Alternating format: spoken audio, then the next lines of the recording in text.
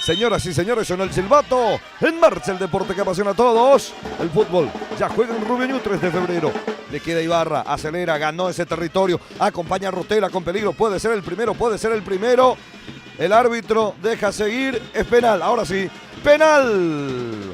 Penal, señoras y señores. Es para el 3. Ibarra ya renunció justamente a la carga, pero se tomó su tiempo. Hay penal. Almada en el arco. Ahí está Jesús, amarilla, saca el disparo. Tapó Lazio.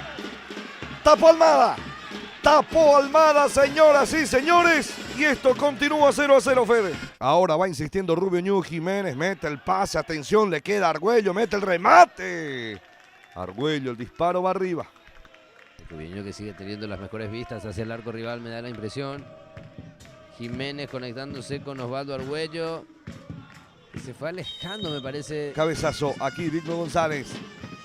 Tocando con Jorge González.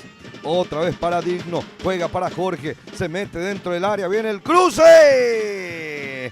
Y el despeje de Ramírez. Va al córner. Ramírez que la despejó como pudo en el retroceso. La pelota le quedó muy incómoda. La orientó totalmente hacia su arco porque a espaldas suyas se metía peligrosamente Alejandro Aranda. Se viene con todo el 3 de febrero, con la energía que tenía en el banco. Realmente los delanteros no estuvieron finos, ni los del 3 de febrero, ni tampoco los de Rubio Ñu, así que empatan, se pasan la mano, sin goles en esta cancha. Terminó esta historia, 0-0, Rubio Ñu, 3 de febrero.